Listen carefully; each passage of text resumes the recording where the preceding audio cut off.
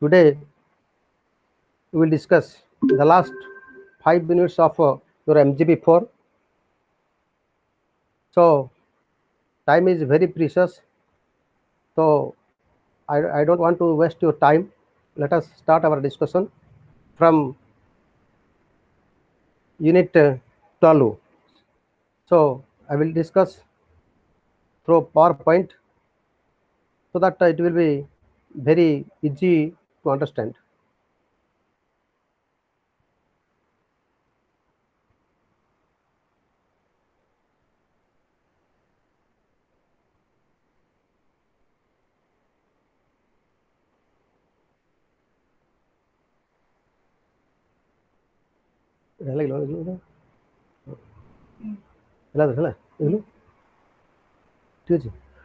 Okay, Unit 12, Gandhi's views on socialism and communism.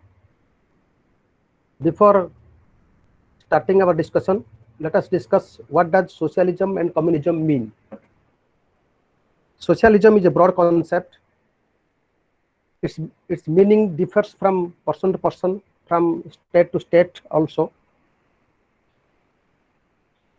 But broad meaning is it is a system which supports abolition of private property, nationalization of industries, and equal distribution of wealth, state management of property, so on and so forth. But regarding communism, it is otherwise known as scientific socialism. Communism is also otherwise known as Marxism, because Karl Marx is the first person who has scientifically discussed the communism. So let us discuss Gandhi's views on socialism and communism. First, Gandhi's critics of socialism and communism. And I have already told you features of socialism and features of socialism: confiscation of properties, state management of distribution of means of communication, means of production and communication, and others. I have already told you. Regarding the communism, Karl Marx discussed socialism in a systematic way, starting from dialectical materialism to withering away of the state. Withering away of the state, dialectical materialism, materialistic interpretation of history, class war, surplus value, social revolution, dictatorship of the proletariat, then withering away of the state. So both socialism and communism supports stateless society, classless society. Also, Gandhi also supports a classless society, but not a stateless society. But he supports the fulfillment of basic needs like socialist and communist. Both socialist and communist, they are the supporters of revolution, supporters of the rights of the proletariat.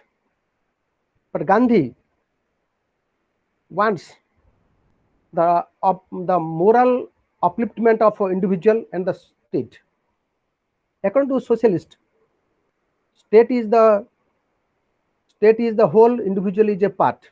Or in other words,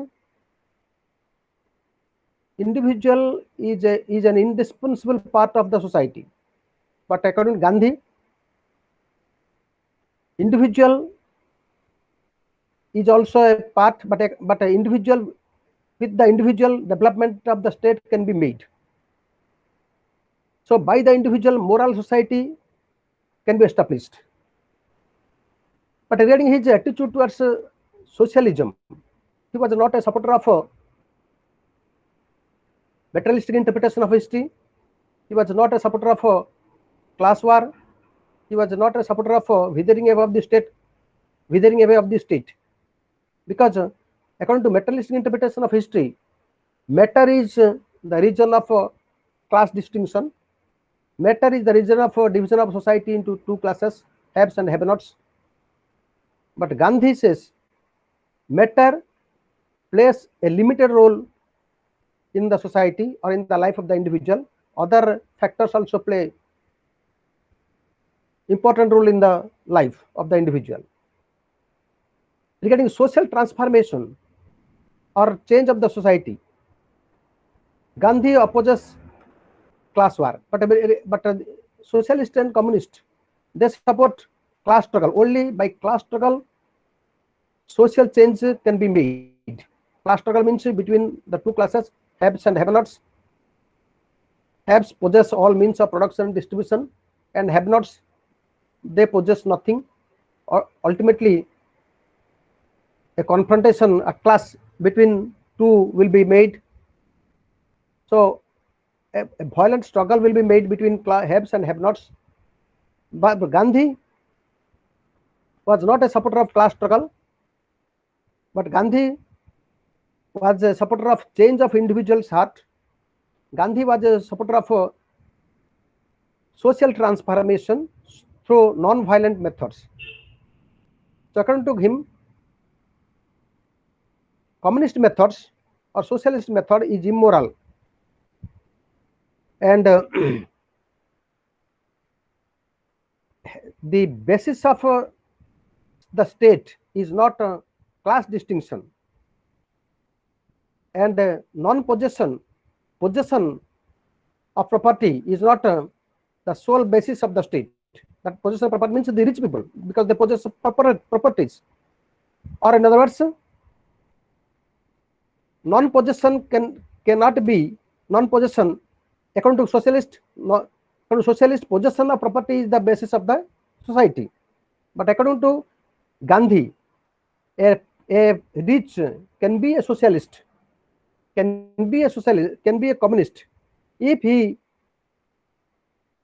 surrender, if he distribute, if he use his property for the development of the society, for the development of the poor people. Distribution of power. According to Gandhi, the property of the rich should not be confiscated. Or in other words, he was a critic of forcible confiscation of properties of the individual. Rich can surrender their property by a method of persuasion. So that the properties of the rich can be utilized. Here is a difference. Gandhi is a supporter of poor people.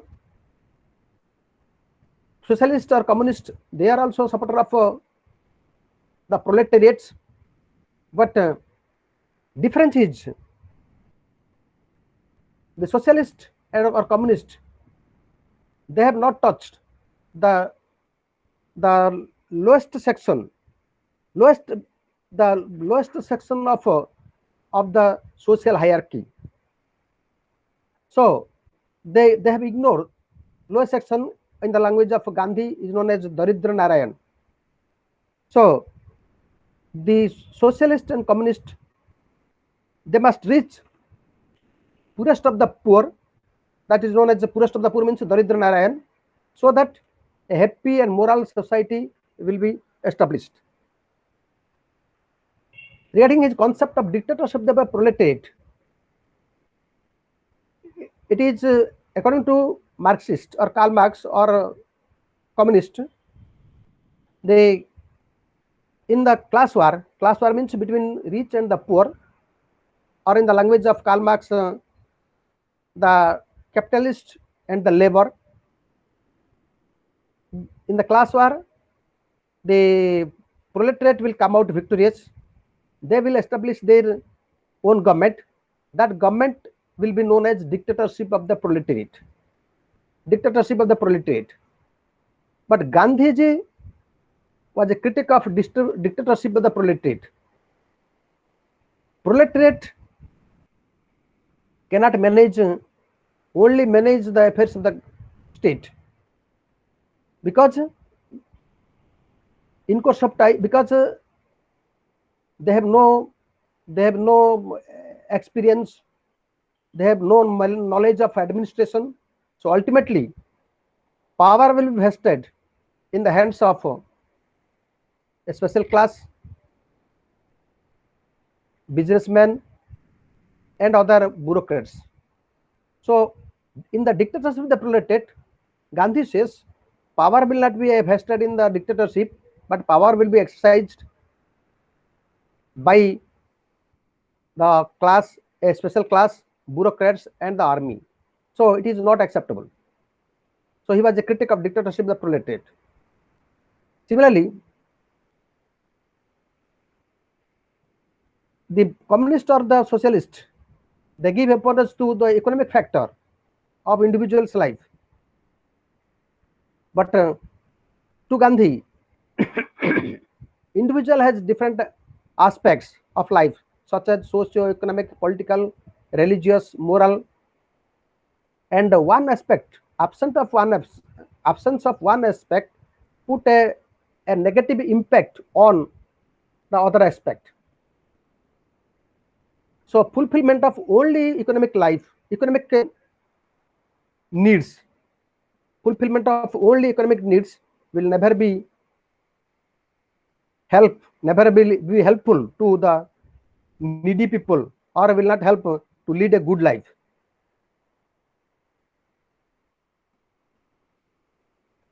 Now Gandhi's concept of politics, religion, and economics,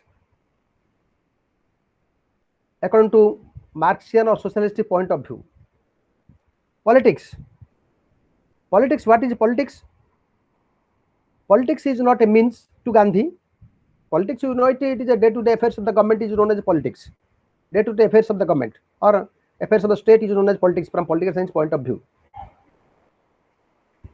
But Gandhi says politics is not a means for appropriating power, but an instrument of mass mobilization, service, participation, self-respect. So by politics, people enjoy some status, privileges. People get the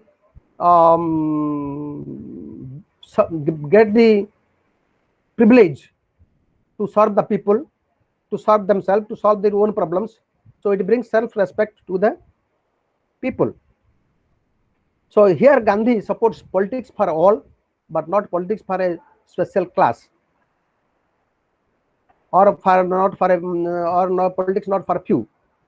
Second is religion. According to socialist, it is an opium. Religion is opium and an instrument of exploitation, because religion creates a parallel group. But according to Gandhi, a basic religion is a basic to create morality, spirituality among the people. Religion is a force.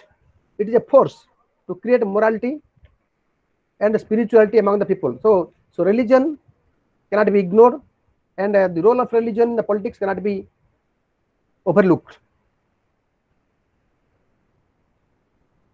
So next comes economics. Forceful sharing and cooperation may ignore the demands of the people. To the socialist, the properties of the haves, that means the rich people, should be forcefully seized, confiscated, so that an equal society will be established. But Gandhi says the rich people should be persuaded to surrender their property for the development of the poor, or they utilize their property for the development of the poor. And property also, if according to Gandhi, if a person doesn't have property, it will go against the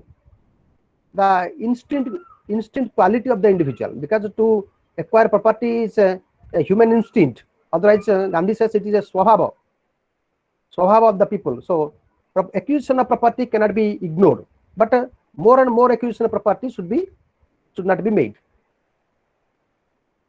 Next, let us start block 4, yes, and unit 3rd. That is, unit third is block 4. The broad concept is peace by Pacific means, and unit 13 is Gandhian structural violence. Gandhian structural violence. So, what is conflict and what is violence? There is a clear-cut distinction between conflict and violence. Conflict may be raised between two persons, two communities, and between the two concepts. So one concept tries to overlap the other concept. But violence, yes, another point is conflict may be solved. Conflict may be solved. And ultimately, conflict may encourage violence.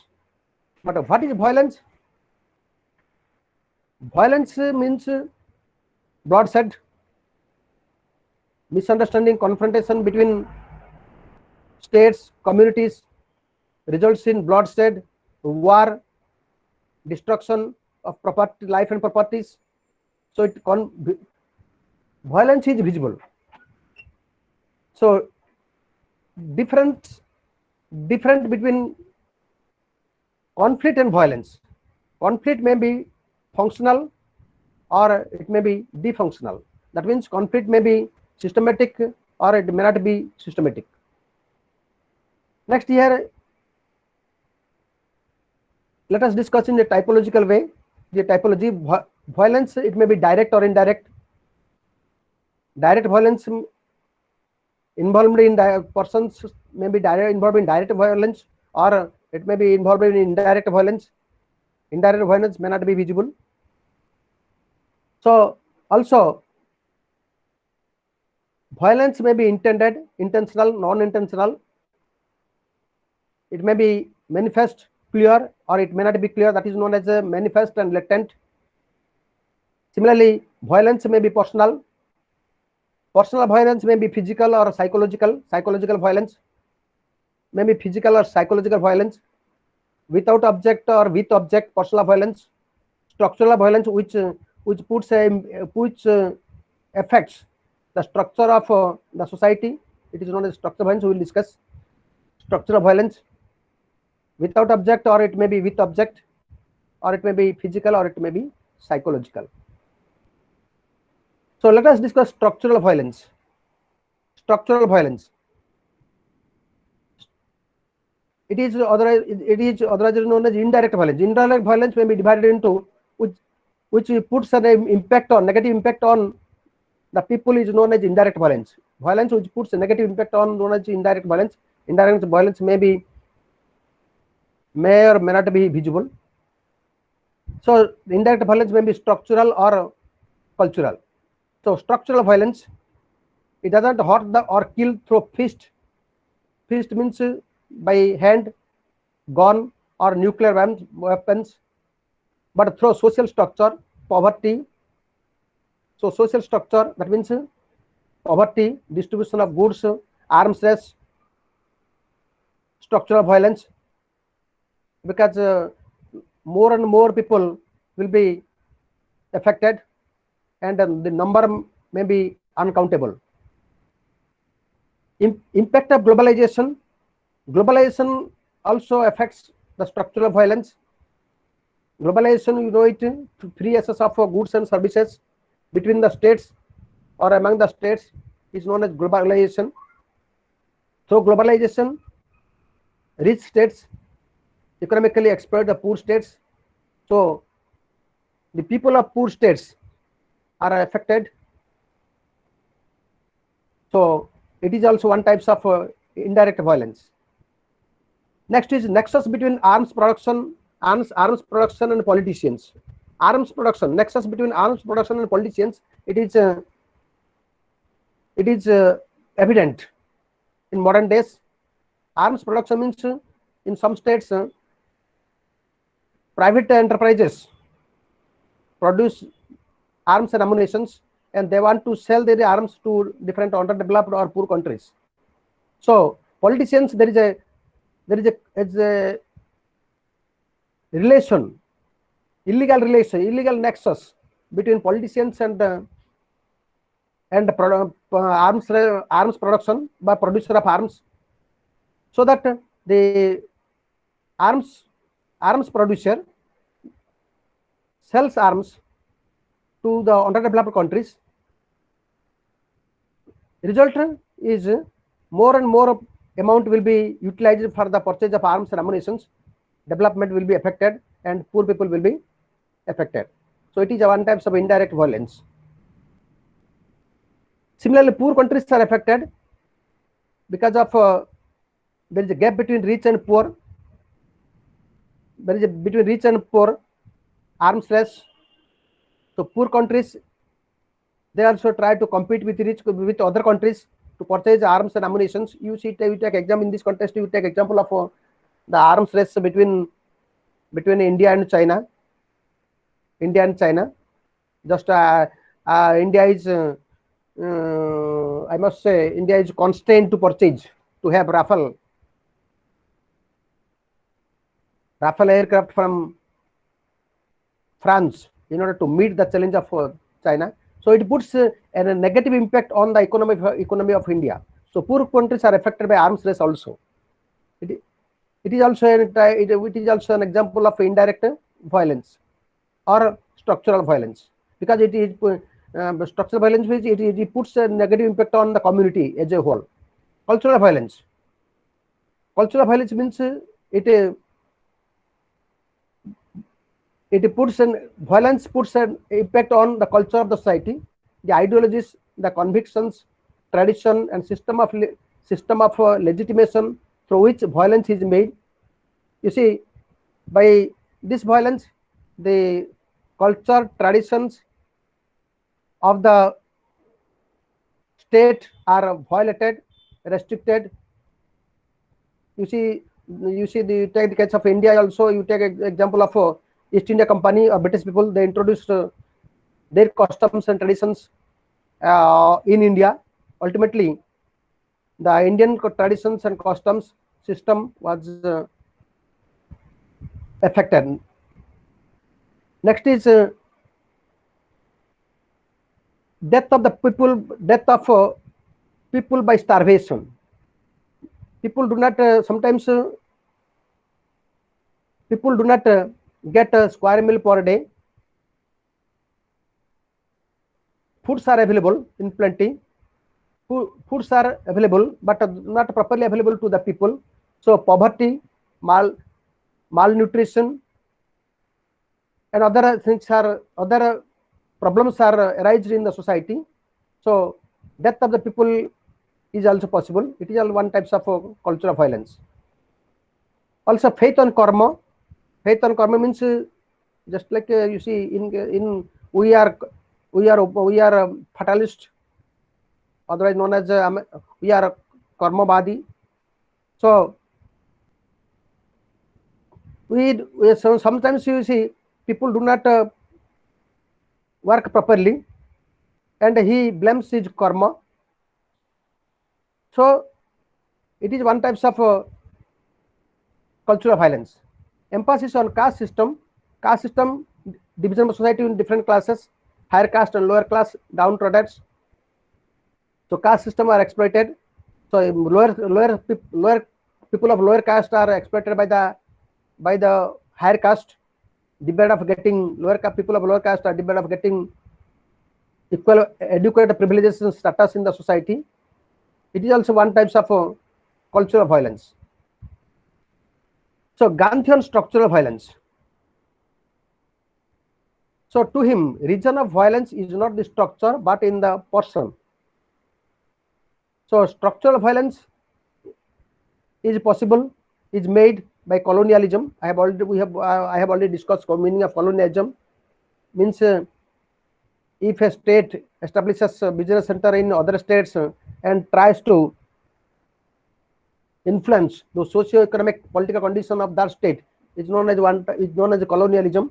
Caste system, you know it, and modernization of industries. Modernization in different fields, in the economic field, in the industrial field, in the agriculture, in the irrigation, so on and so forth. Modernization results in utilization of resources. So modernization is also a structural violence. Next, gap between rich and poor. The gap between rich and poor.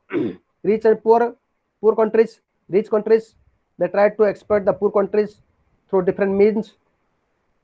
That's why poor countries are affected, and they are obliged, they are compelled to agree with the orders or decisions of the rich countries. It is also structural violence, because the people of poor countries are collectively exploited. Political structure, opposition to religion and morality cannot bring about the dignity and inner freedom and the justice of the individual. So according to Gandhi, religion and politics both are interrelated, and if political structure opposes religion, the structure cannot give freedom and freedom to the individual, and proper justice cannot be maintained, because the individual must enjoy dignity and freedom, adequate freedom, not more freedom or absolute freedom in the society. If individual enjoy dignity, freedom, then justice will be prevailed in the society. So how to prevent structural justice? Gandhi says, Gandhi has formulated different methods. Abolition of discrimination in the creed, color, discrimination, exploitation, and dehumanization, because some states, some people support racial superiority, just like I have told you in the last class. Your Mussolini was a supporter of racial superiority. Even the Britishers also, they were the supporters of racial superiority. So that should be abolished. Discrimination, exploitation, abolished. States and the people possess property according to their needs. That means property should not be concentrated in the hands of the people or in the hands of the state. Rich people, they should utilize their property for the development of poor people. Rich states should utilize their property for development of poor states. Also rich people, they should utilize their property for the development of poor people. Gandhi also argued for self-sufficient village on the basis of indigenous methods.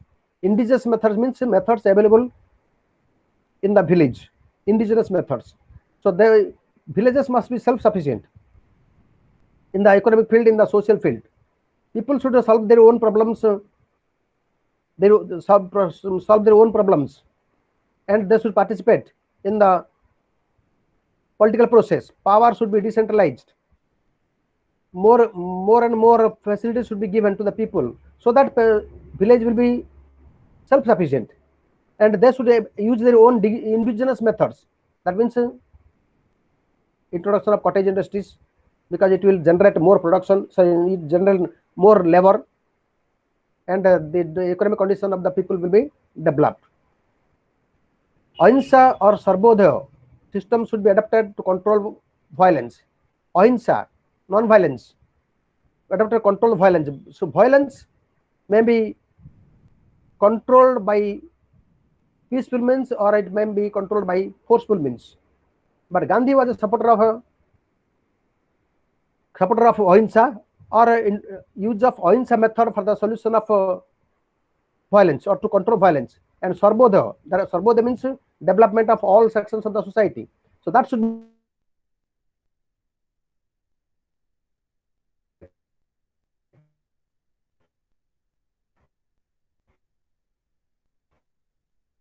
to Gandhi on status positionality. Swaraj is impossible in an untouchable society. Swaraj means self-rule.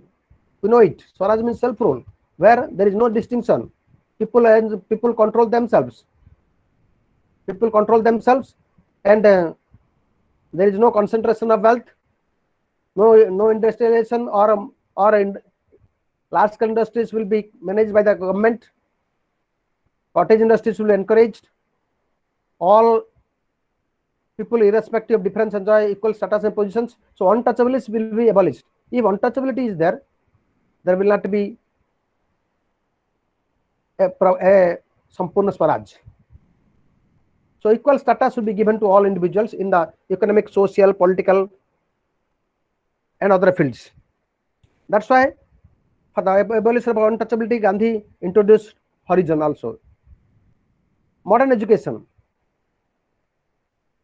Gandhi was a critic of modern education. That means introduction of English language.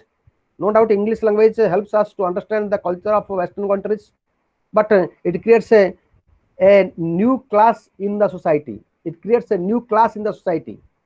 And I have told you, introduction of English language had created a Desi Englishman. That means a mixture of two cultures, Indian culture and British culture. So a class, a English language has created a class in the society. So Gandhi says this should not be made. The culture and tradition of the society will be extinguished by the introduction of modern education. The culture and tradition will be extinguished because by English education or introduction of modern education, people will adapt model culture, literature, knowledge, and they will neglect their own culture and tradition. And in course of time, the culture and tradition of the society of India will be extinguished. Next is Unit 14, Satyagraha as a means of conflict resolution. Conflict resolution. Conflict between two persons, two sections, and a conflict must be resolved. Conflict must be resolved. So what is the method of conflict? What is the method of conflict? Gandhi says conflict may be solved or resolved by peaceful. Generally, conflict may be resolved by peaceful method and forceful method. So, according to Gandhi, as Gandhi was a supporter of peace, so he supports peaceful solution of conflict. So, what are the peaceful methods? By participating process, the parties to the conflict should participate in or dialogue each other so that conflict will be solved. Participation process, both parties should participate, cooperate each other. So second is integrative process, integrative solution. Integrative solution means otherwise known as 50-50 solution. Generally, both parties try to win the conflict. So both are interested to win the conflict. That is known as a win-win solution. Win-win solution. In this case, Gandhi says they should compromise each other. The parties should compromise each other so that conflict will be solved. Third is listening of both parties. So listening of both parties means the grievances or demands of both parties, the problems of both parties should be listened, and after that the solution method will be emerged. And the fourth is satisfaction of both parties. A method should be adopted, a peaceful method should be adopted so that both parties will be solved, both parties will be satisfied. But in this context, both parties have to compromise each other. If they stick up to their demands, solution will not be made. So both parties should surrender some demands, some grievances, so that solution will be made. In this context, both parties will be satisfied. So meaning of Satyagraha. Satyagraha is the cornerstone of Gandhiji's philosophy. Satyagraha and Swaraj, non-violence, all are interrelated. Satyagraha, Swaraj, non-violence, and all are interrelated. So Satyagraha is a broad concept. According to Gandhi, what is Satyagraha? Satyagraha means it is derived from two words, Sanskrit words Sat and Agraha. Sat means truth, Agraha means interest. Interest for truth or adherence to truth is known as Satyagraha. So Gandhi he has used this word for the first time in 1921 in the non-cooperation movement. So Satyagraha, passive resistance, non-violent direct action. Some say that Satyagraha means passive resistance, Satyagraha means non-violent resistance, Satyagraha means direct action. But to Gandhi, all three are different things. Satyagraha is a method for the strong person, mentally, physically, psychologically, spiritually strong persons. He must have strong faith upon God, truth, non-violence, adapt non-violence, but physically fit. That is known as Satyagraha. Satyagraha is a method of a strong person, but passive resistance is a method of a weak person. In case of passive resistance, a person may resist the authority by non-violent methods, but if necessary, he may use arms. He may use violent methods. It is known as passive resistance. Non-violent resistance means non-violent resist the authority, but may not have qualities of Satyagrahi. Similarly, non-violent direct action may be taken in a non-violent way against the authority. No. Next is Satyagraha may be institutional and non-institutional. Institutional and non-institutional. But what is institutional? Institutional means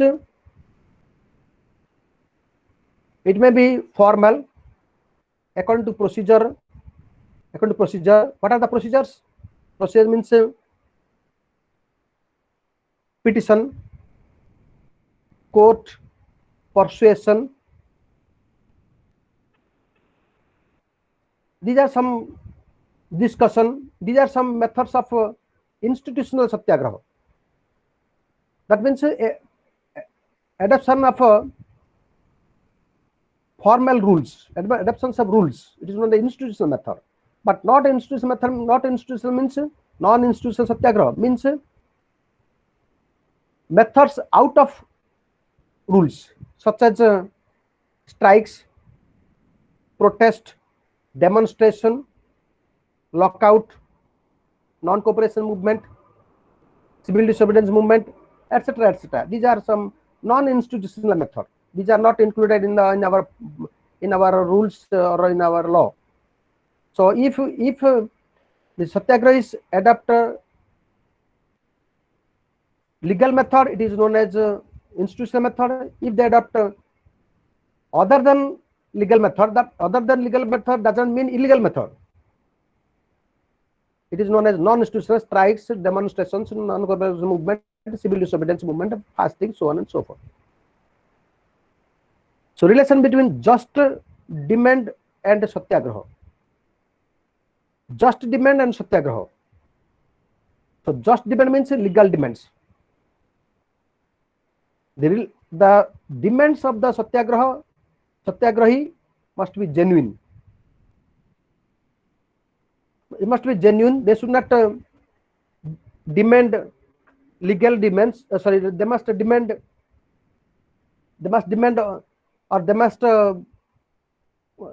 demand such things which cannot be materialized, which cannot be fulfilled. So Satyagraha and just demand are interlinked. If they demand illegal, if they want illegal demands, if they want to materialize their illegal demands, they cannot be called as Satyagraha. So Gandhi and Satyagraha. What is Satyagraha according to Gandhi? It is a program of existence. It is a program of existence means the people should exist, all sections of society, all states rich and poor, people rich and poor, they must exist, coexist each other. So it is a method of existence. It demands a status position equal in a society, exploitation free society. So there is a difference between satyagraha and passive resistance. I have already told you it is satyagraha is a method of a strong person, mentally physical strong persons, and passive resistance is a method of a weak person. It is a method of self-suffering. It is a method of self-suffering and sacrifice. Satyagraha encourages the satyagrahis to sacrifice their all. They should bear the suffering of the punishment of the authority. They should have strong health so that they bear their sufferings, and faith on God. So if they do not have power to bear the suffering, if they are not prepared to sacrifice their interest, they will not be satyagrahis. So why should you say self-suffering and sacrifice is needed? Because while violating laws, or while involving non-cooperation movement, the authority may use force. In this context, the satyagrahis must have physical strength to bear self-suffering, and they should not control themselves, and they should not be violent, use violent methods. A real grievance is a fundamental prerequisite of satyagraha. Real grievance just means just demand. Just demand is the prerequisite of satyagraha. Unjust demand, demands which cannot be materialized should not be submitted. Unjust demands should not be submitted. So the real grievance is a fundamental requisite for satyagraha. And the next is it can be organized organized against the tyrant. Tyrant means the dictator, the ruler. So that means just like Gandhi says,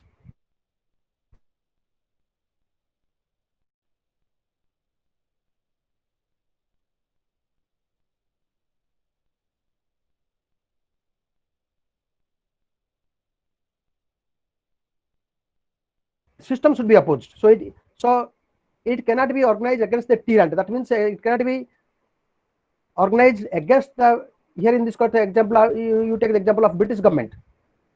We can organize, the satyagraha can be organized against the British government, but it cannot be organized against the British people. Techniques of satyagraha. Gandhi formulates different techniques of satyagraha, which may be broadly classified into four categories. One is purificatory, that means self-purification.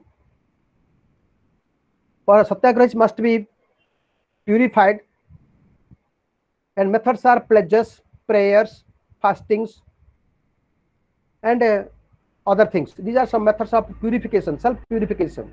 The purified methods, purificatory methods, put an impact on the ruler or the authority, and the heart of the authority, heart of the government will be liquidated by this method. But all person cannot adopt this method, and a person should be selected for this method. Just like a fasting example, let us take example of fasting. Fasting is also a method of satyagraha or technique of satyagraha. But this method cannot be adopted by all persons. All person means the diseased persons, the old persons, and the persons who are hungry, who are running after food. They cannot practice satyagraha. They cannot be involved in satyagraha. So person should be selected for this purificatory method. Second is non-cooperation. Methods are hartal, boycott, strikes, hijrat. Hartal, processions, demonstrations. You may here include lockout. Boycott, that means boycott means you say non-cooperation, not to pay taxes, so on and so forth, not to purchase foreign goods and services.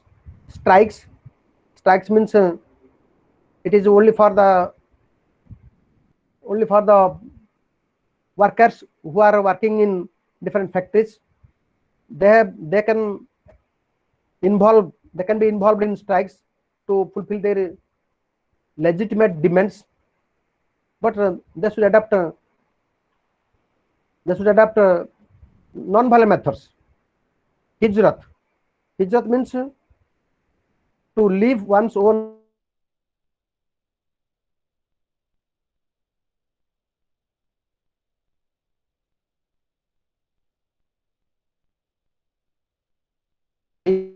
if all methods are failed, he may adopt the method of hijrat. To leave, he may left his own native place. That is known as hijrat. Hijrat is I think Gandhi says hijrat is the last step, and it will put a psychological, it will hurt the people, and it is very difficult to adapt hijrat. And third is civil disobedience. That means picketing, marches,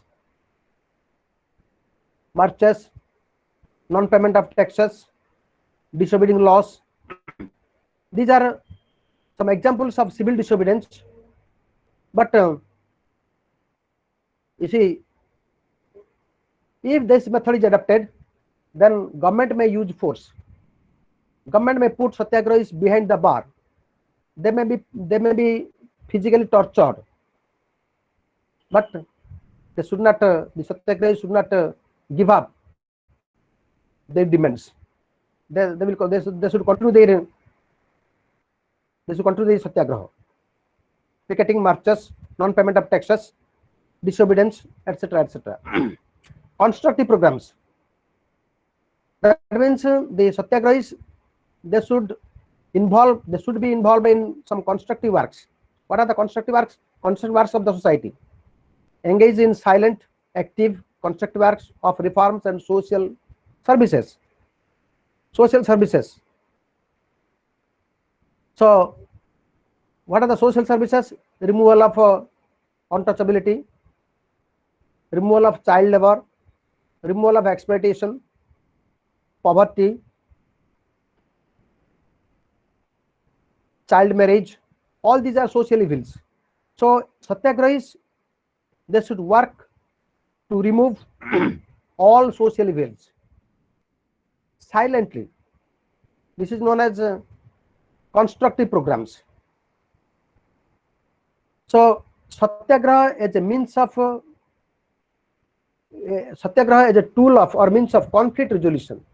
How the method of satyagraha should be adapted. Gandhi says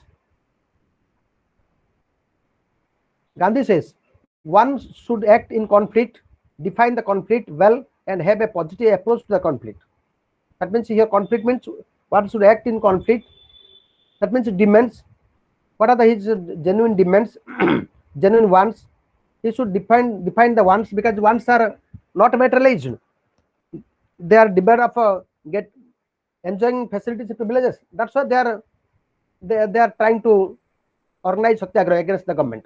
So the satyagrahis, they should know, they should act in conflict, then they should know the conflict, explain the conflict well, and have a positive approach to the conflict. Next is one should act non-violently in conflict and act in a goal-consistent manner. So satyagrahis, they should work non-violently in conflict. They should not adopt violent methods, and goals, they should work for the achievement of their target demands, and they should not go beyond their demands, beyond their grievances. One should not cooperate with evil and escalate the conflict. Cooperate with evil means the evil doer. They should not, the satyagrahis should not cooperate the evil doer, or evil system, or evil administration, illegal policies of the government or the authority. If they support illegal policies, activities of the government, then conflict will arise. So they should not support illegal policy of the government or the evil doers, and so that they will achieve their own target or demands. So conflict should be solved by basic human needs. Basic human needs. Conflict should be solved by basic human needs. That is, demands should be based on the human needs, required basic human needs, but they should not go beyond their basic human needs. And next is satyagrahi should be willing to negotiate with opponent, but not against the basic needs. Willing to negotiate, willing to negotiate with the opponent. Opponent means opponent may be government, opponent may be authority. So satyagrahis should be interested to cooperate with the opponent, to cooperate with the government to solve their own problems, to materialize their problems, and they should not, but they should not go against their basic needs, basic demands, and basic principles. The basic principle is to fulfill their needs, to possess at least basic needs, and principles are non-violence, so on. Stress on bilateral approach in negotiation. Bilateral approach in negotiation. What is bilateral approach? Bilateral approach means discussion between the two parties. So here Gandhi supports bilateral approach. That means the satyagrahis and the authority, they should negotiate each other to solve the problems. A mediator is not necessary.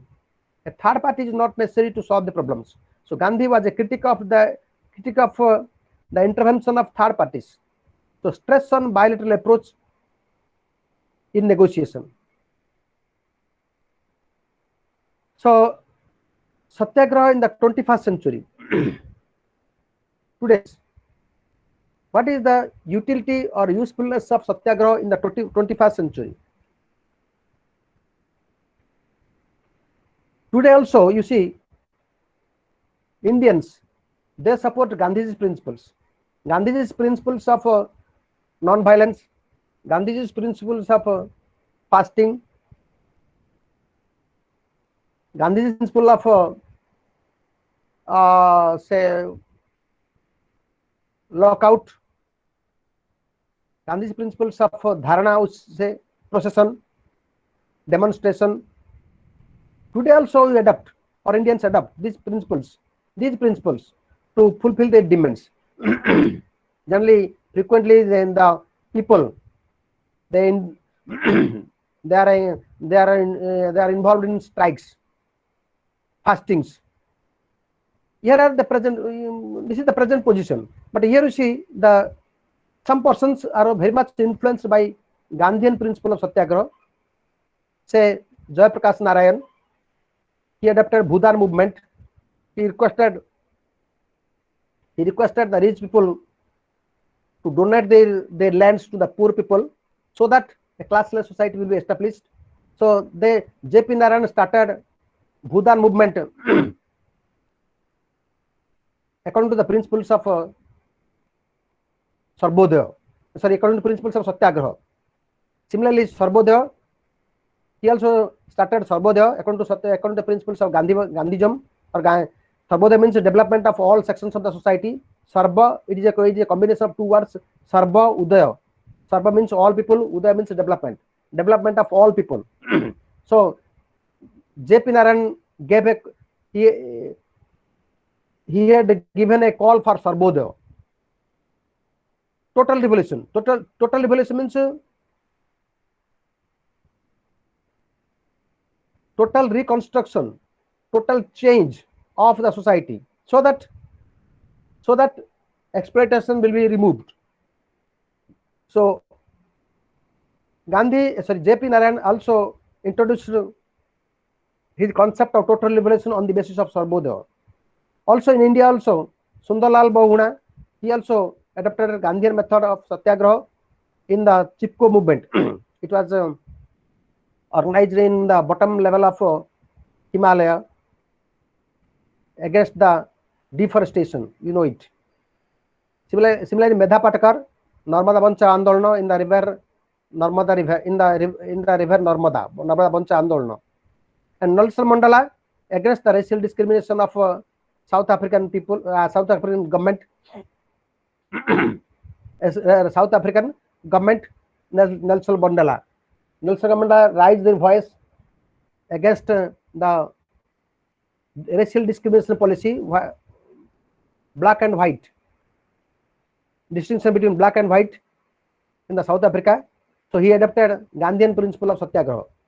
Dalai Lama, he is a peace lover. When Tibet was captured by China in the year 1950, Dalai Lama fled away to India and took shelter in India. So till today also, Dalai Lama is he is raising his voice against the intervention of China in Tibet. He also adopts Gandhian method of non-violence. In addition to J.P. Narayan, Sundarlal Bahuguna, Medha Patakar, Nelson Mandela, Dalai Lama, others also, the environmentalists, anti-war campaigners, feminists, human rights activists of the world, they also support the Gandhian principle of satyagraha. So Gandhism, if you say today, what is the real position of Gandhism or Gandhian principle of satyagraha? Gandhian principle of satyagraha still exists in the heart of the people of the world. Not only India, but also other people of other countries of the world are adopting. People of other countries of the world are adopting Gandhian method of satyagraha today. So Gandhian pacifism. What is pacifism? Pacifism means pacific solution of problems. Pacific solution of problems is known as pacifism. So the word pacifism is derived from two words, two Latin words, pacificus, derived from the two words pacificus. Paci means peace, ficus means making. So pacifism means it's a method by which peace is established. So Gandhi was a supporter of peace. He wanted to establish peace. So Gandhi, what are the theoretical aspects of pacifism? So first is pacifism leads to one world. It leads to one. What is one world? What is used to one world? One world means all states should establish, should live in the world peacefully. A state should not interfere in the affairs of other states. Rich states should not exploit the poor states. So he advocates interstate fellowship and goodwill. That means in today, some states possess sophisticated arms and ammunitions. Some states support war. Some states are rich. So if goodwill and fellowship is established among the states, then there will be the world will be free from violence, conflict, and exploitation. So techniques of eliminating war. techniques of eliminating war. So you see, as I've told you, some states support war. So because they possess sophisticated arms and ammunitions, nuclear weapons, missiles, so on and so forth. By power of this, they want to threaten the integrity and sovereignty of the other states. So the fear of war should be eliminated or removed from the minds of the states or minds of the people. For this purpose, disarmament, method of world government, and an international police force should be formed. Use of world government. Use of a world government should be formed so that a state will not exploit the other state. World government, but it is yet to be formed. World government, UNO, it is an organization, but it is not a world government. So UNO is formed to establish peace and tranquility in the world, but it is an organization, but it is not a government. Second, similarly, disarmament. Disarmament means not to manufacture arms and ammunitions. If necessary, reduce the stockpiles of sophisticated arms and ammunitions, and disarmament should be encouraged.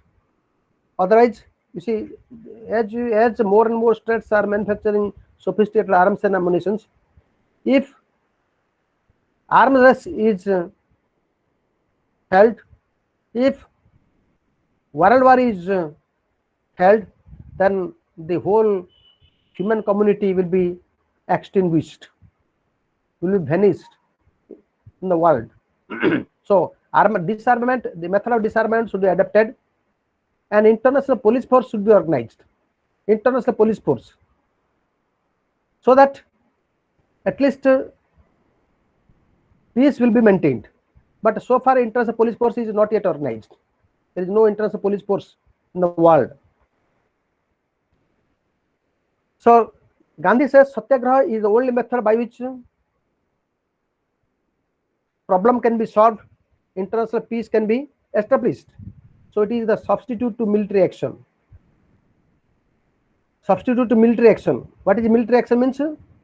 Adoption of war method, adoption of violent method. Because I have told you, problem can be solved by two methods: peaceful methods and violent methods. So Gandhi says violent methods should not be adopted and peaceful methods should be adopted, that is Satyagraha. So Satyagraha is the only solution to the military action or the war. Moralistic approach to the world affairs, opposing treachery, guile, the balance of power as the basis of India's external relation. So to maintain world order, to maintain international peace and tranquility, India has to play an important role. India has to play an important role to maintain world order.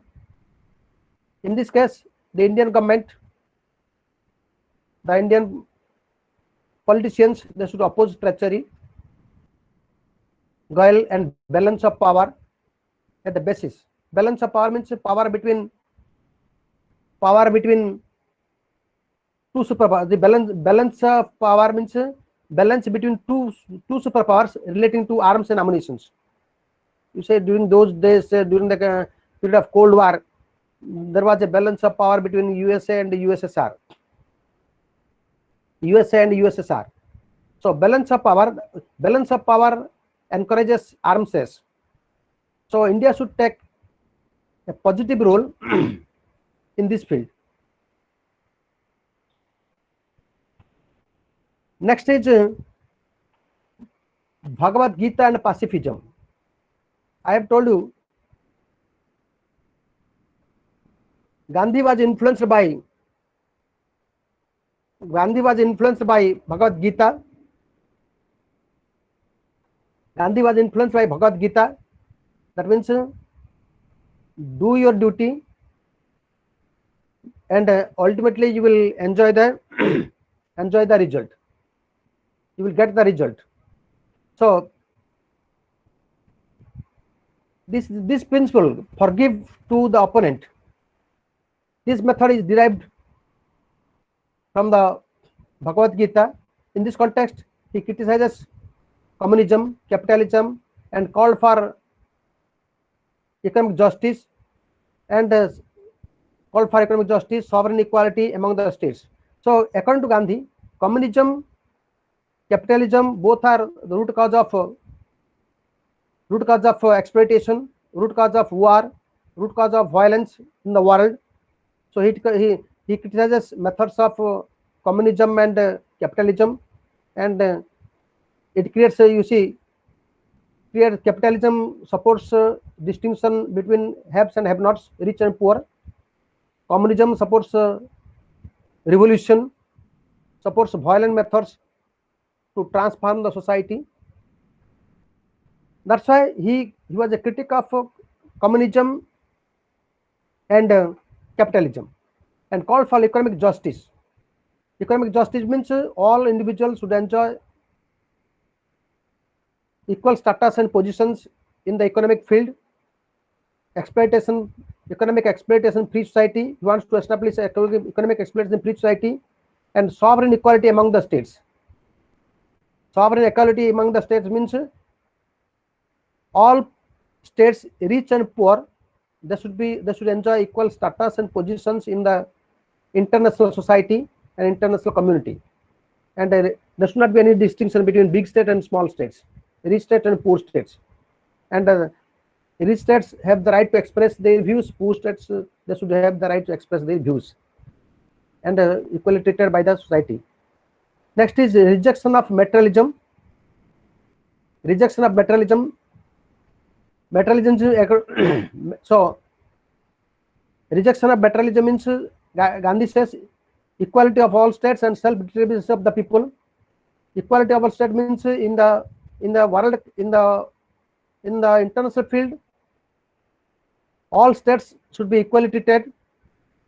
Distinctions should not be made, and matter should not be emphasized. In addition to the matter, other things should be emphasized. Other portions should be emphasized. It may be social, it may be cultural, etc., etc. And people must enjoy their self-determination. They should control themselves. They should decide to solve their own. They should take their own steps to solve their own problems. It is known as self-determination. So he was a supporter of in the Indian national movement. Also, Gandhi demanded self-determination because, according to him, Indians were competent enough to solve their own problems. So the India should be free from external aggression. Free from external control or British control. Gandhi is a qualified pacifist.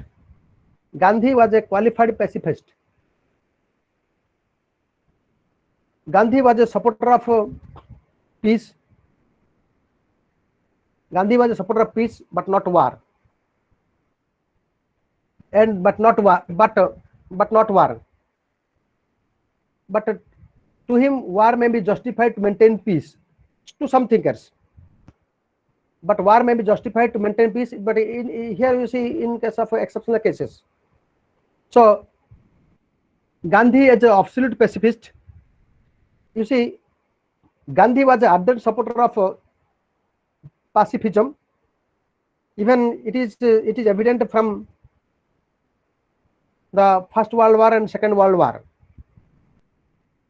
According to Gandhi, problems should be solved by non-violent methods, but not violent methods. In this case also, Mahatma Gandhi in the First World War, he criticized the Allies. In the Second World War, in the First World War, he criticized the Allies. In the Second World War, he criticized the fascist, the methods adopted by Germany and Japan, and also he also criticized the peacemakers of Treaty of Versailles, because it was it made a discrimination. So Gandhi was an ardent of absolute pacifist, and he supports at non-violence and doesn't support violence even in the First and Second World War. Gandhi is a rigorous pacifist for pacifism.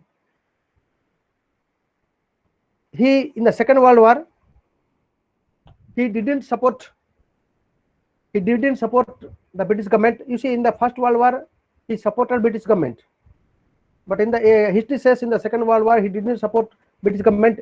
But in the 1942 he demanded, he gave a call for put in a movement or demanded independence. So he was under no circumstance he supported violence. So he was a rigorous pacifist, or he was a supporter of pacifism. So what are the nature of pacifism? Nature of pacifism. So to him there are two types of pacifism: qualified pacifism and patriotic pacifism. Qualified pacifism means, according to him, the stress on responsibility on non-violent men and states, and no distinction should be made between individual and between individual and collective. Collective means state, between individual and the state. And patriotic pacifism means combination of self-determination with non-violent peaceful solution of problems, and non-interference, not support to war. Patriotic pacifism for support to only state. Self-determination should be given to the people, not to support to war or violent methods. And it is known as patriotic realism. It is divided into two categories: qualified pacifism and patriotic realism. So qualified pacifism, it may be adopted by individual or collectively adopted by the people. So next is flexible adjustment of idealism and nationalism. Flexible adjustment of idealism and nationalism. Idealism means pacifism, adoption of non-violent methods, to the adjustment idealism to nationalism. So adoption of non-violent methods, specific solution of problems, and feeling of nationalism. Feeling of nationalism should be injected in the minds of people through this method: faith on God, adopt truth, non-violence, self-suffering, etc., etc. So he made a adjustment. He made a blend between methods of satyagraha, between non-violence, pity, sympathy, love, non-cooperation, truth, with nationalism. That means Indians, they should love India. They should, and by this method he tried to create national feeling in the minds of the people. So next is Gandhi on conflict resolution. Gandhi and conflict resolution. To him, conflict, I have told you, conflict may be resolved by two methods: non-violent methods and violent methods. Non-violent methods and violent methods. And non-violent methods is a method of satyagraha, and violent method is use of force. So first is use of force, means war. War is an example of use of force. So to him, war is a brutalizing method of change. Brutalizing method of change. So it uses force, destruction of life and property. So by using this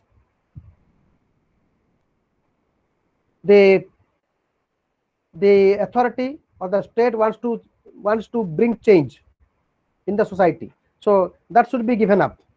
Non-violent method should be adopted. And he was a critic of war or violent methods. Second comes non-violence in the event of an invasion of India. Non-violence is an event of invasion of India. To him, if India is invaded, the Indians should adopt non-violent methods. And under any circumstance, they should adopt a violent method. They should face the army by human chain. He suggests all these principles. So non-violent methods should be adopted for invasion of India. Next, no desire to substitute British rule with any other foreign rule. You see, during the days of First World War and Second World War,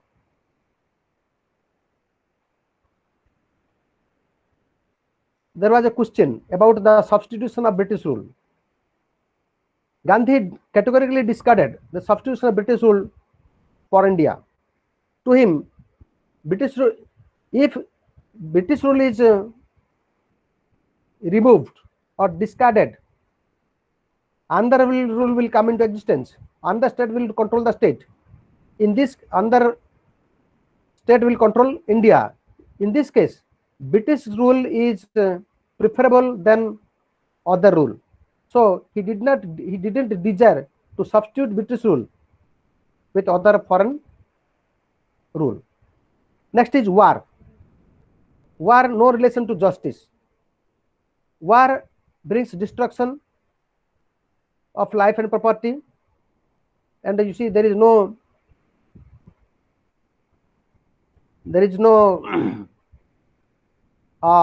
rules of war, so to say. But you see, international law prescribes rules of war. But in the war, everything is possible. Everything is fair.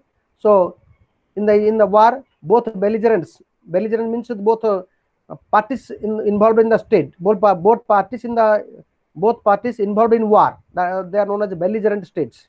So both the belligerent states try to win in the war. So they ignore the justice. So war, in case of war, there is no war and justice, both are not related to each other. So there is no question of acquisition of justice in the war. Imperialism, the forceful control of a nation by foreign state. Imperialism, that means forceful control of a nation by foreign state. Imperialism is a method by which a state expands its territory. It is adopted by Western countries, or it is adopted by foreign countries, basically the Western countries. So for the expansion of their territory, they use force and adopt violent methods. So that should not be adopted. Peaceful methods should be adopted, and one state should not interfere, violate the territorial integrity and sovereignty of other state. Arbitration, method of resolving interstate questions. Arbitration means intervention of other parties. Intervention of other parties in the interstate question. That means in the interstate question means interstate disputes. So he objects the intervention of third parties to resolve the problem. So arbitration should be avoided. Both parties should discuss, and they should try to solve their own problems bilaterally. Federation of friendly states, friendly interdependent states. Federation of friendly interdependent states. What is federation? Federation means a group of states coming under a written document, united under a written document. Written document, it is known as federal state. In a federal state, the members, they enjoy equal status and positions. None is higher than other. So federation of friendly interdependent states. So you see, in the world, no state is self-sufficient. One state depends on other states in the economic, in the military, political, and other fields. So they should form an organization in which they will depend each other, and in that federation, all friendly states, they will enjoy equal status. One state should not dominate over the other states. All friendly states will express their views in the forum, so that conflict, they will solve their own conflict peacefully. So federation should be formed among the friendly interdependent states. Next is atom bomb is of no effect before truth and non-violence. Atom bomb is of no effect before truth and violence. Atom bomb brings destruction, demolition, and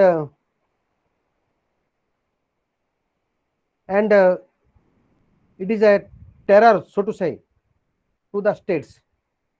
But atom bomb is material. Atom bomb is material.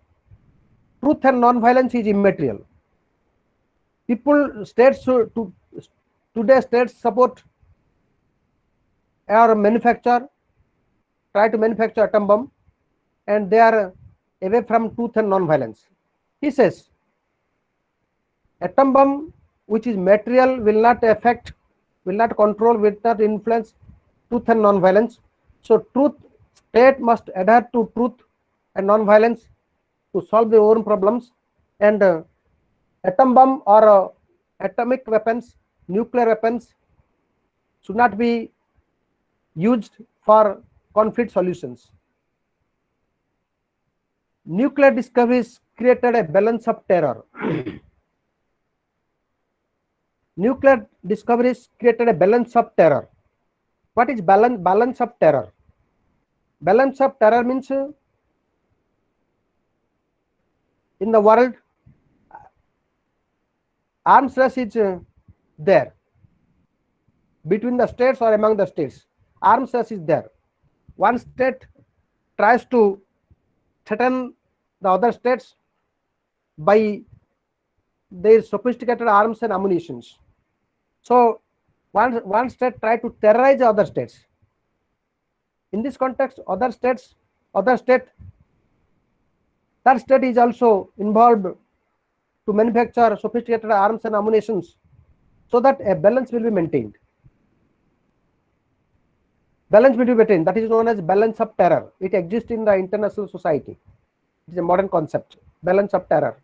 So nuclear discoveries creates balance of terror, and it will not solve the conflicts. So balance of terror should be given up. Manufacturing of arms and ammunitions should be given up. New nuclear discoveries creates balance of terror, that should be discarded. Balance of terror should be discarded, and peaceful methods should be adopted for solution of the conflict. Non-violent action for defensive and interstate struggle. Defensive and interstate struggle. Non-violent action for defensive. So techniques of non-violent direct action can be employed for defensive and interstate struggle. So Gandhi says that interstate struggle, interstate disputes exist in the world. Disputes exist in the world. It endangers international peace and security. In this context, he says, in non-violent action, non-violent method, that means persuasion, discussion, mobilization, these methods should be adapted for solution of bilateral problems, and this should be adapted for interstate problems, and the method of war should not be adapted. And this method should be adapted for defensive purposes also. Impartial world police force should be organized for the to control interstate struggle. Impartial world police force is organized, but so far it is not yet organized. But Gandhi advises to organize international impartial world police force. And the last unit is unit 16, world order. World order. Gandhi supports the end of colonialism, war,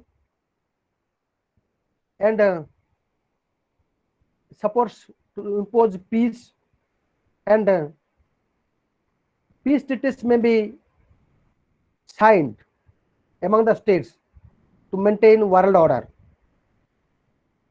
So, what are the requisites for peaceful world order? Peaceful world order. First is justice and duty. Justice and duty. Citizens should discharge their duties so that justice will prevail. And we have discussed what is justice. Sorry, we have discussed what is duties and what is rights. Gandhi supports duties rather than rights. He advises the people to discharge their duties properly so that they will enjoy their rights. He has derived this principle from Bhagavad Gita. So, it is the duty of, it is the right of the citizens to discharge their duties. If citizens or the individuals discharge their duties properly, then they will enjoy rights and justice will be established. Next is rule of law. Rule of law means administration by the laws of the state. By the laws of the state. To him, officials should be responsible to the people. Jail, police, military should act as the reformer. According to Gandhi,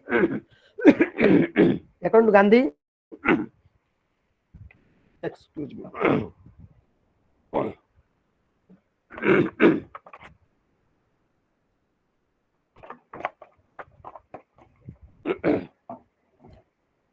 Yes, according to Gandhi,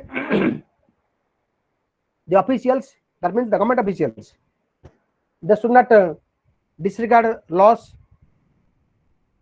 They should discharge their duties properly. They should work for the development of people. That means they should be responsible.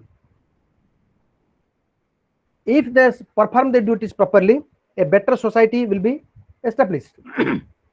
Jails should be place of reformers. Police should act as a social worker. And the military, they should also act as a peacekeeper. They should act as a peacekeeper or the peacekeeping force. If not the case of India, but he suggests to adapt this to the people of all states of the world. So jail, police, military should be reformed, and if the jail, police, military, and officials of all states of the world discharge their duties, work, then one world order will be established. Pluralism and toleration. Pluralism and toleration. Both are interrelated. Gandhi says It is a both side of the same coin. Both side of the same coin. Pluralism means existence of multi-religious communities. Take the case of India. Different religious people live in India: Hindus, Muslims, Christians, Jains, Buddhists, Sikhs, etc., etc. All are living in India, but all are citizens of India, integral parts of India.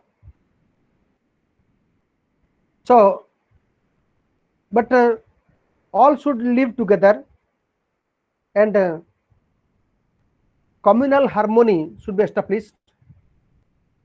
The majority community should be tolerant enough to the minority community. Different blind beliefs exist in Indian society. say child marriage, sexual harassment, human exploitation, cartel system. All these social evils, blind beliefs exist in the society. Such should be removed, and all citizens, all religious communities, they should work together. They should live together. They should establish cordial relation, friendly relation among themselves. It should be, this method should be adopted by all states of the world, but not only the Indian people. If they adopt, a good world order will be established. And democratic world order. Democracy must extend globally. Democracy is, and it is a people's government. People participate in the democratic system. But Gandhi was a supporter of actual democracy. Gandhi was a supporter of actual democracy. What is actual democracy? Real democracy. That means people should exercise their franchise or voting right honestly, without any persuasion, without any mobilization, so that honest people will be elected, and that people will discharge the representatives. They will discharge their duties properly. They will be responsible to the people. So real democracy will be established, but it should not be established in a state, established in India, but it should be extended globally. That means all states should adopt democratic method, or they should form democratic government in their respective states. All states should adopt democratic method. And to him, communism, fascism, militant nationalism should be peacefully resisted because communism supports revolution, classless revolution, stateless society. He gives communism. It gives importance to proletariat, but it ignores common man. It gives importance to labor class because it supports the dictatorship of the proletariat. Fascism opposes democracy. Of course, fascist government is no more today. During the Second World War, Gandhi was a critic of fascism. Militant nationalism, that means military government opposes democratic government. So the communism, fascism, and militant nationalism should be objected, should be resisted peacefully, but not violently. And if they are resisted, they will be converted, they will be changed into democratic states. So a democratic world order will be established. Peaceful social order and human rights. Peaceful social order and human rights. To Gandhi, truth and non-violence, both are interrelated. Non-violence is a method to find the ultimate truth. Truth must be adopted. Truth must be adopted. Faith must be given to truth, but only it can be achieved truth can be achieved only by non-violent methods, but not the violent methods. So non-violent methods should be adopted to find the ultimate truth. Peace without war. To him, war is not a fighting, but a will to fight. Peace treaty should be backed by honest intention. War is not a fight. No, war is not a fighting, but a will to fight. So war, involvement in war depends upon the willpower of the government. Willpower of the government. Government differs from state to state. It may be authoritarian government, a democratic government, a fascist government, so on and so forth. So the person or the government decides the decision of war, whether state will be involved in war or not. So war is not a fighting, but it is a will to fight. Peace treaties should be backed by honest intention. Peace treaties are concluded between the states, between the governments, but sometimes treaties are signed without any, say, without any hurtful intention. Say some states are compelled to sign peace treaties. So peace treaties should be honestly concluded, and there is no states should not be compelled to sign peace treaties. Religious toleration. There is no place of hatred in relation among individuals, family, village, district, province, and nation. All are morally related. So religious toleration should be adopted. You see, individual, according to him, individual is a part of the society, part of the family. Family is a part of the village. Village is a part of district. District is a part of province. Province is a part of nation, and also nation is a part of international community. So all are interrelated, and hatred should not be made. Relation between the parties, between individual, family, or others, hatred should not be made. And religious distinctions are there, so toleration should be made. Hatred and toleration should be made. Solution of shortcomings of democracy. Democracy is no doubt it is a popular government, but there are some shortcomings, demerits. But he offers two methods for the solution of shortcomings, demerits of democracy. Consensus. First is two methods of solution of democracy. First is consensus instead of majority. Generally, democracy gives importance to decision of majority, but not consensus. So Gandhi says consensus should be emphasized, but majority should not be emphasized. Because sometimes majority people are influenced by forces. So consensus, agreement, full agreement, heartly agreement should be, heartly agreement of the people should be emphasized. Should be, but the decision of majority in this context should not be emphasized, so that the shortcoming of democracy will be removed. Peaceful persuasion and relation, humanistic argument and compromise. Peaceful persuasion, rational humanistic argument and compromise. This method, peaceful solution, persuasion, peaceful method, rational method, humanistic method, humanistic argument. That means logical arguments supporting human tendencies or qualities, rational argument, and compromises between the parties should be adopted for the solution of democracy. Next is League of Fully Independent States. League of Fully Independent States. More attention to be given sovereign equality than the Federation of Friendly States. More attention to sovereign equality than the Federation of Friendly States.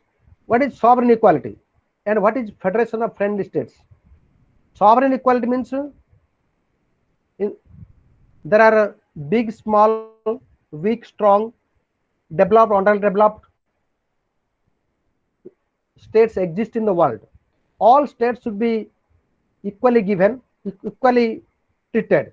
Equal status position should be given to all sovereign states. That is known as sovereign equality. Equality among the states irrespective of differences. It is known as sovereign equality. Rather, the Federation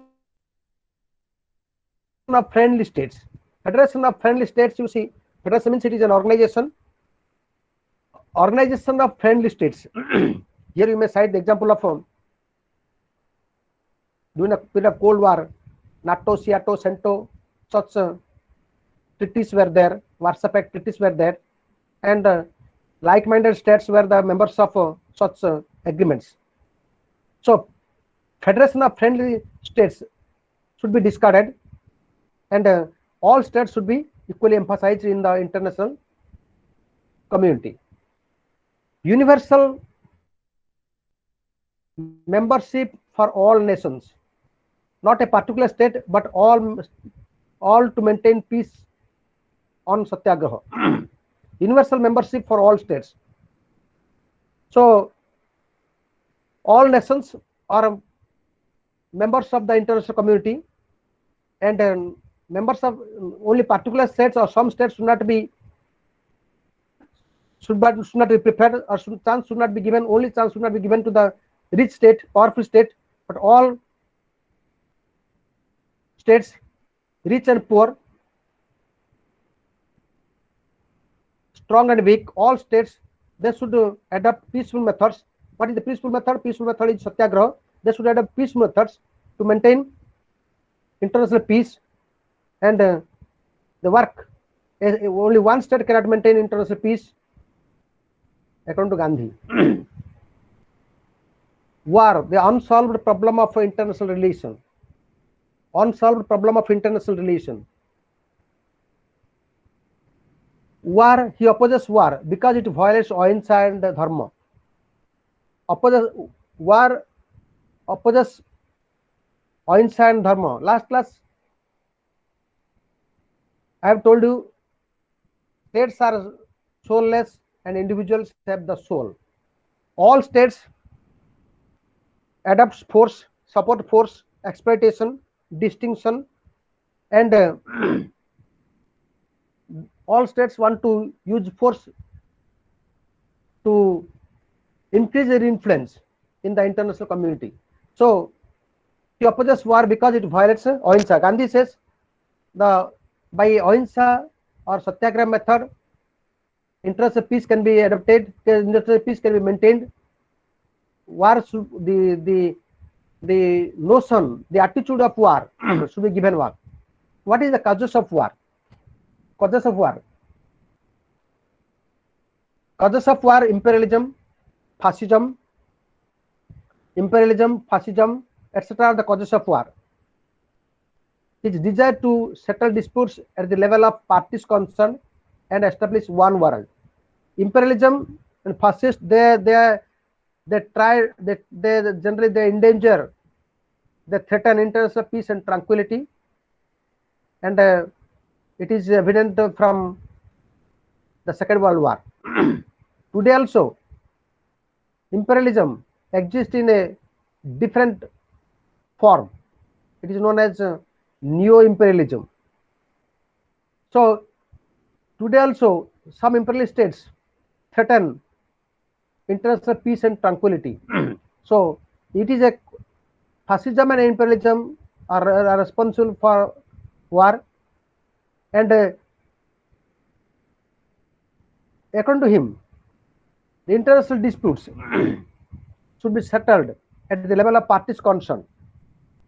So, international disputes should be settled so that one world, the notion of one world will be established, and the states, they should solve the problems bilaterally, or the parties concerned, they should take an initiative to solve the problem. Disarmament and the world. Armed states should take the initiative of disarmament. You see, arms race threatens international peace. Arms race endangers the sovereignty of poor and weak states, because only rich states, they are trying to possess more and more sophisticated arms and ammunition. So the number of arms, nuclear arms, is going to be increased day by day. Today there are only 9 nuclear power countries, and basically the superpowers, they are trying to dominate in the international field. But if the system is continued, then war will be destroyed, because no state is completely safe today. Even the powerful countries, the richest countries, are not safe. They cannot protect their territorial integrity and sovereignty from the attack of poor countries, from the attack of other countries. You see, some terrorist organizations are there, and they are challenging the authority of rich countries. So there is in order to save the world, disarmament is necessary. Then who will take the initiative? The nuclear power countries, they should take the initiative for disarmament. What is disarmament? Disarmament means not to manufacture arms and ammunitions, reduce the stocks of arms and ammunitions, and not to encourage other states to manufacture nuclear weapons. It is known as disarmament. So if disarmament is maintained, if disarmament is adopted, world order will be maintained. Industrial, colonial, technological, military, authoritarian complex. All 5, industrial, colonial, technological, military, the 5 principles, 5 elements are adopted industrial states irrespective of their ideologies. So everyone claims itself to democratic state. Industrial, colonial, technological, all authoritarian states. Generally they are trying to influence the international society or international community, but they claim themselves democratic states. You see, take example of the example of China. Party dictatorship is there in China, but China claims itself to be a democratic state, People's Republic of China, PRC. So all states, irrespective of differences in the system of government, claims themselves to be democratic states, which is quite inacceptable. Next comes non-violence prerequisite for total development. Prerequisite of total development. For the total development of the world, non-violent methods should be adopted. So use of arms for justice. International peace force may be used. So Gandhi, according to Gandhi, international police force may be formed to establish international peace and order. But in this context, the international police force may use minimum force to maintain peace. So in this context, for the international police force, here Gandhi supports use of arms in order to maintain justice or in order to maintain international peace. For the total development, no place of imperialism. Imperialism will affect both foreign and imperialistic state. Both foreign and imperialistic state. Here, who is foreign state and who is imperialistic state? Imperialism supports territorial expansion. If imperialism supports to control, to subjugate other states. So imperial state means the victory state, and the foreign state means vanquished state, the control state. So here you take the case of India. Before independence, India was a foreign state, imperial state was Great Britain. So imperialism affect both foreign state, because the imperialist state exploits economic, political, cultural condition of the foreign country. Also, they bring the culture of foreign countries to their own states. So, expansion of imperialism affects both foreign countries and imperialist state. Qualities of colonialism. Qualities of colonialism. Fascist, communist, military regimes close the doors of democracy. They do not support democracy. So, fascist, they oppose democracy. Communist, they support a revolution, which democracy supports peaceful methods. Communist supports forceful method, revolution. Military regimes opposes democracy. So, the doors of fascist, communist, and militarist should be closed, and democracy system should be adopted. But three states, three forms of government oppose democracy. Economic equality and trusteeship. Economic equality and trusteeship. Replacement of feudalism and capitalism by trusteeship. What is feudalism and what is capitalism? Economic inequalities and trusteeship. So economic inequality should be removed and trusteeship should be established. Replacement of feudalism. What is feudalism? Feudalism means government of rich persons. In a feudal society, feudal lords and vassals were there. Feudal lords, they were controlling all means of production, and government, the vassals, they had nothing. So vassals were exploited by the feudal lords. And capitalism, the capitalist state supports capitalist rich people. They do not support the poor people. So there are two classes on the basis of economic condition: haves and have-nots. Feudalism, vassals and feudal lords. So there is a clear-cut distinction. So there is a clear-cut economic inequality in the feudal society and in the capitalist society, or feudal state and the capitalist state. So that is economic inequality should be removed, should be replaced by trusteeship.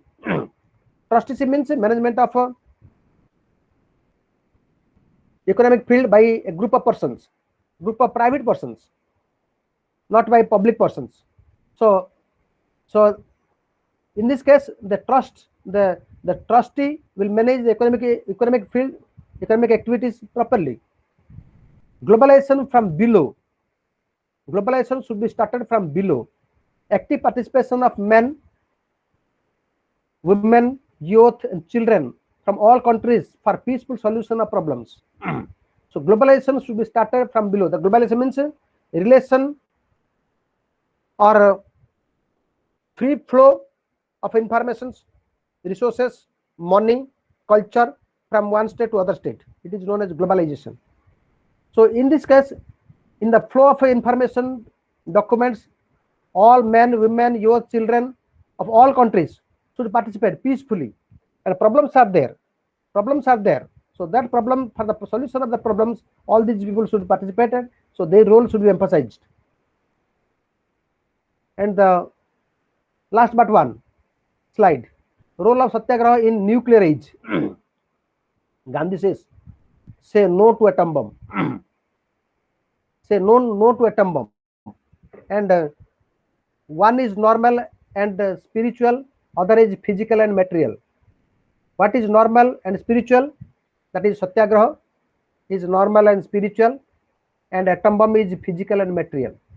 Atom bomb threatens international peace and order.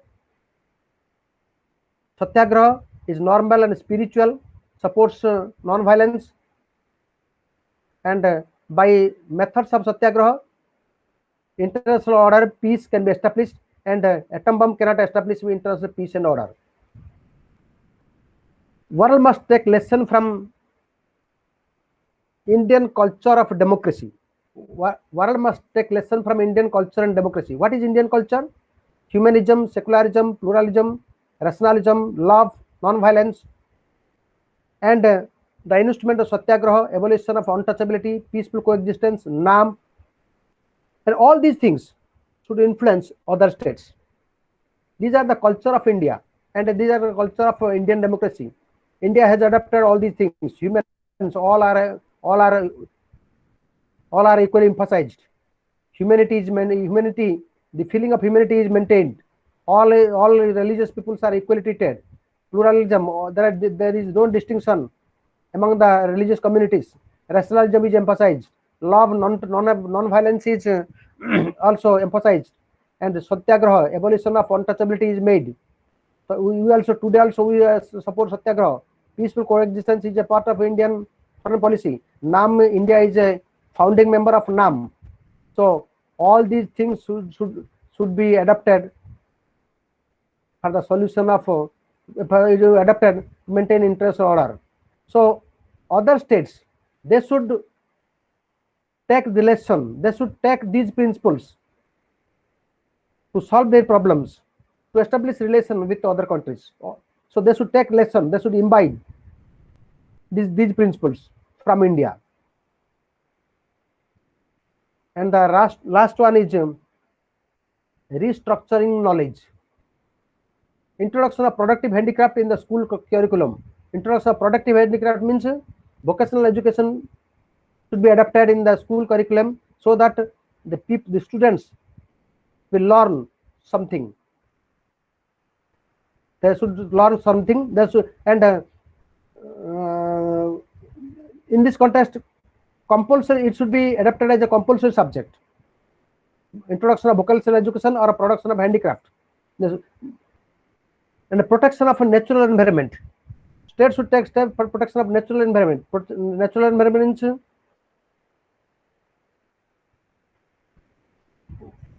means forest and others, lakes, rivers, so on and so forth. To take all these should not be polluted, and state should take steps and for the protection of natural environment so that a cordial and eco-friendly environment will be established. Environment-friendly industrialization. Environment-friendly industrialization. You see, states adopt industrialization, want to establish large-scale industries. Large-scale industries are not eco-friendly. The industrialization put a negative impact on the environment, and the industrialization should be cautiously established. Large-scale industries should be cautiously established, or the policy of industrialization should be cautiously adapted. Men should be independent, and men should protect the environment. Solidarity, stability, and stability. Social solidarity can be achieved by people's solidarity or sense of unity, fellowship, fraternity, friendship, and love. Social solidarity. Political solidarity can be built by equality, liberty, socio-economic justice, psychological satisfaction, and humanism. Otherwise, sooner or later, outside forces of humanity and violence will disturb national boundaries and disturbing national solidarity and national stability and solidarity. So, social and political solidarity should be established so that the state will be free, state will maintain, state will protect territorial integrity and sovereignty, preserve territorial integrity and sovereignty, and a peaceful world will be established. Cordial relation will be maintained among the states. So to conclude, so Gandhi was an internationalist, supporter of international peace and order. International peace can be maintained by the method of satyagraha. Also, he was not a supporter of forceful solution of problems, but peaceful solution of problems. He was a supporter of protection of natural environment. He was a supporter of, he was a critic of colonialism and imperialism. He was a supporter of Swaraj, that means power of the people. He was a critic of mediation for the solution of bilateral problems. And so to conclude, Gandhism today, Gandhism still exists in our society, and some states adopt Gandhism. And I have told you Dalai Lama, Nelson Mandela, and today also we adapt the method of satyagraha to achieve our rightful demands, to fulfill our rightful demands.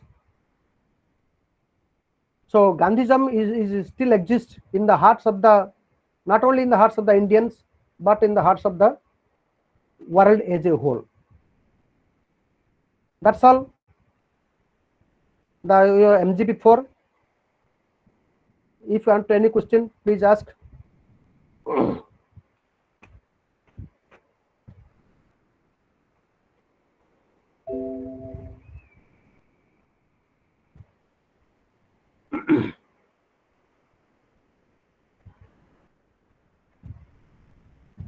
Hello.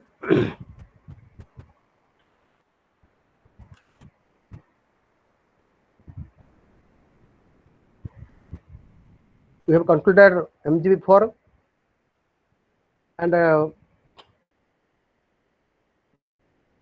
try to go through your materials.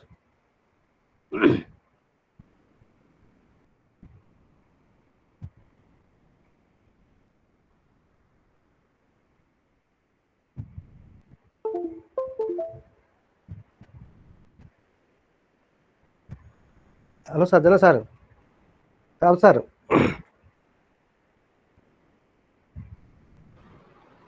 Yes, sir. With this, sir, I have concluded my talk and discussion. Yes, yes, students, if you have any doubt, you can clarify the doubts. You may unmute your mic and ask questions. Otherwise, you may write questions in chat box also.